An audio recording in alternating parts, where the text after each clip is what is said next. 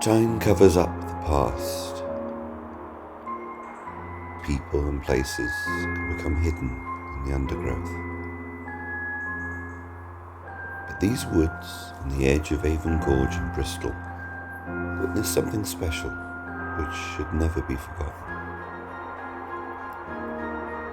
A story of extraordinary generosity, bravery, and the best of humanity during a very dark period in our history. The First World War reached its bloodiest climax at the end of 1916. At the same time, in southwest England, a journalist called Archibald Powell is finishing a copy of the latest edition of a magazine all about life at Bishop's Knoll Hospital. Written by patients and medical staff, it represents a fascinating insight into the story of how, in the First World War, a country house was converted to a fully functioning hospital.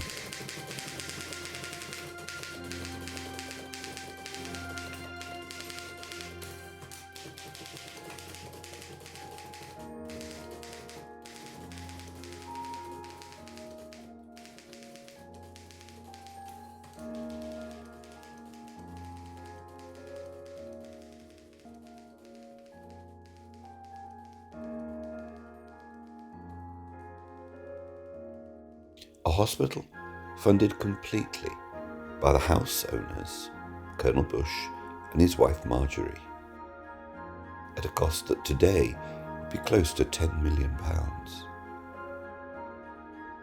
Much that we know of what happened comes from reading the 12 editions of the magazine that were published.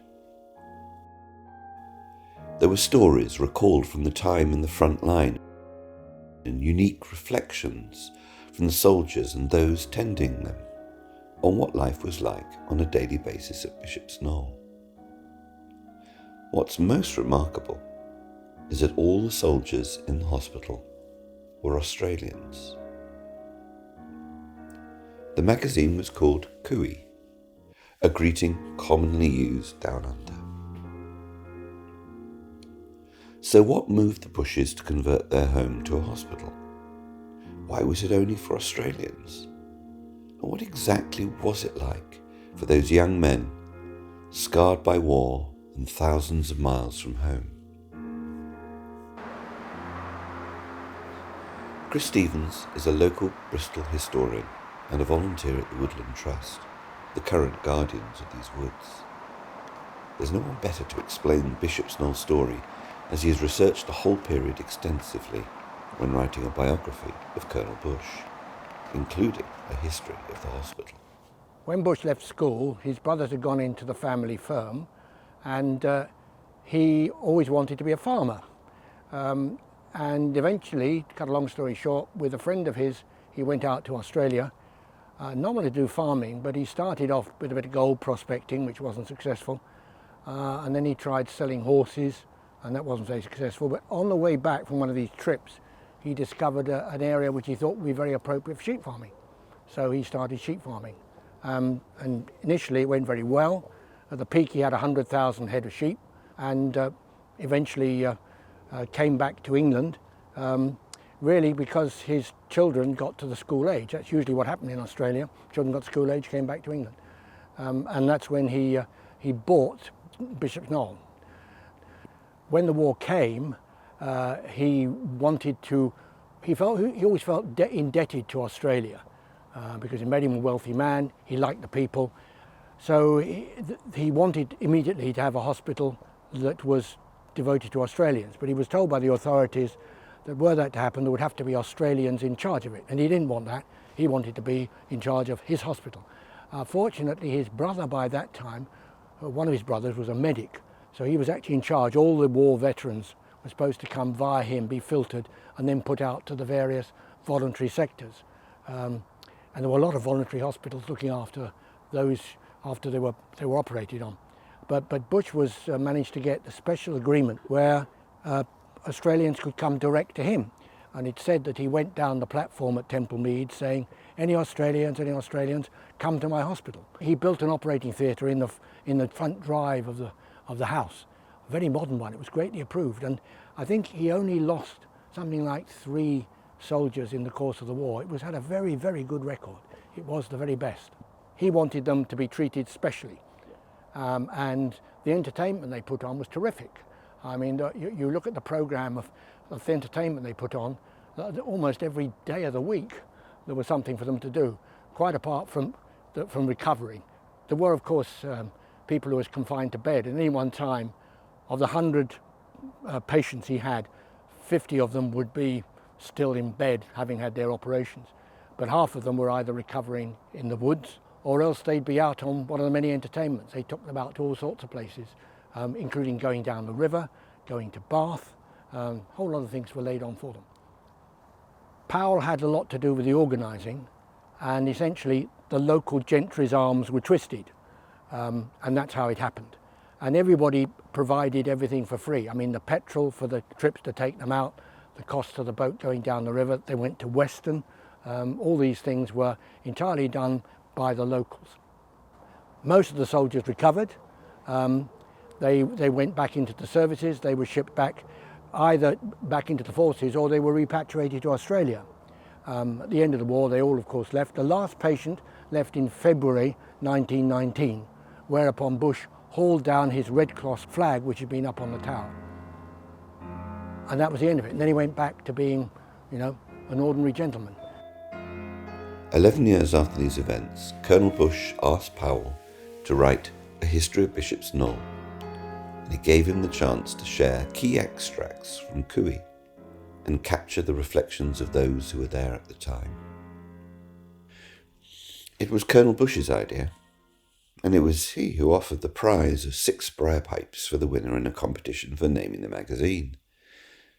I can remember exactly what he said. I have an idea, Mr. Powell, which needs your expertise. The entertainments that you have been so good at laying on with the help of our Bristol compatriots have been very well received, and I hope will continue. But I have in mind us publishing a magazine directly from this very hospital, with the content provided by yourself and our patients for the benefit of their fellow soldiers on the front line. I want you to be the editor and make it all happen. Many of our patients have to spend long, weary hours in bed, and maybe in trying their own hand at literary or artistic effort, the monotony of hospital life might further be relieved. And so, Cooey was born. It was first intended that this publication should only be a modest record of hospital life, but it became so popular with the Australian forces that its scope was extended, and each month hundreds of copies were distributed. We had excellent articles from our patients and nurses, and contributions such as brilliant cartoons from Prophet George Holland, who was tragically killed in 1915 before he could make his mark in the world. The editions captured the thoughts of many important people in the Bishop's Knoll story, not least the unflagging and always willing nurses. Perhaps it is at night time especially that those working in a military hospital realise more fully the grim tragedy of war. During the day, the men seem to have a secret code that compels them to keep a tight hold upon themselves. "Shut up growling and think you're lucky to be alive," they would say to a grouser, and a one-armed Jones will grin with delight if he can fling an orange across the ward and catch Smith unawares. An additional twinge of pain is no matter, to either if it brings a laugh with it. It's in night time that the suffering wells uppermost. It is in the stillness afterwards, when wounds have been dressed, and the poor fellows sink into a sleep of utter exhaustion, that you are brought up close to the very spirit of suffering. You look down at the sleeping faces, some so boyish in spite of drawn lines of pain, and you see in your mental vision the mothers of these men praying in a distant land. Some stayed in the hospital for weeks, some for months. The longest time was 1.5 years. Some, unfortunately, never left. It touched all of us deeply when we lost one of them. It especially distressed the commandant. We did all that was humanly possible to save him, but the poor fellow was shot to bits.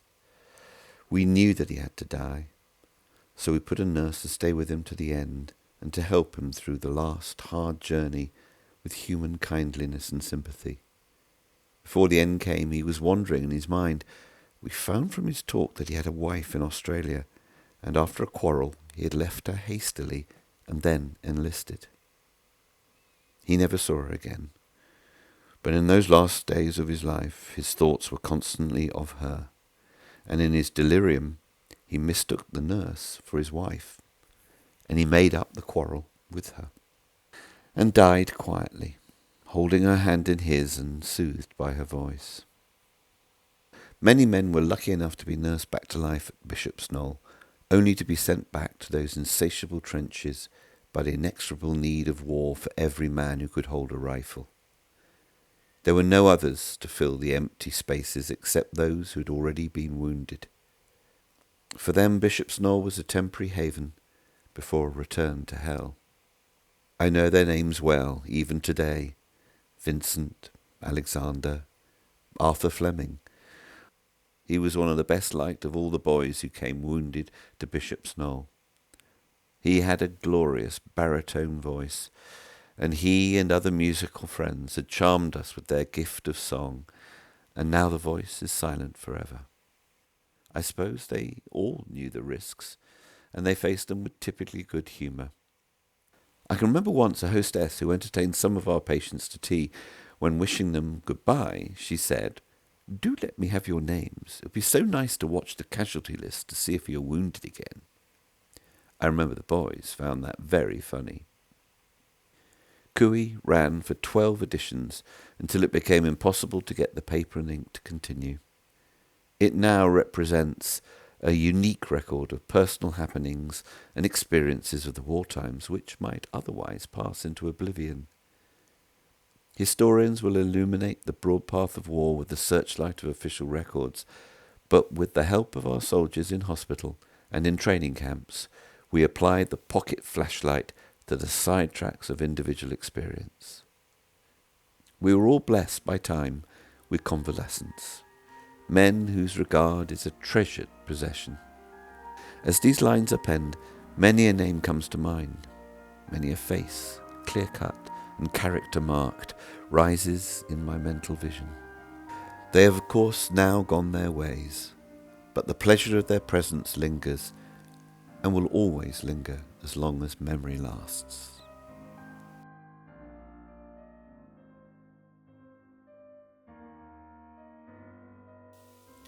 Today you can still find a few surviving copies of Powell's History of Bishop's Knoll, and all the editions of Cooey can be found online, so all those stories can still be discovered by future generations.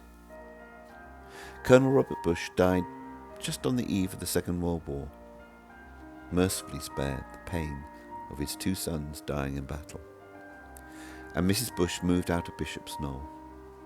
Ultimately the house was sold for a knockdown price to the Bristol Royal Infirmary, and after being used for nurse training, it finally became disused.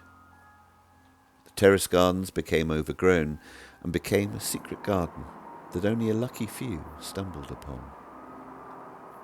Ultimately the house was sold to a developer who demolished it in the 70s. Some rather innocuous flats replaced the grand old house, but the woods, being too steep for development, were donated to the Woodland Trust. Woodland Trust volunteers cleared the undergrowth And what was revealed were the old terraces and structures of Colonel Bush's gardens, almost as they were all those years ago.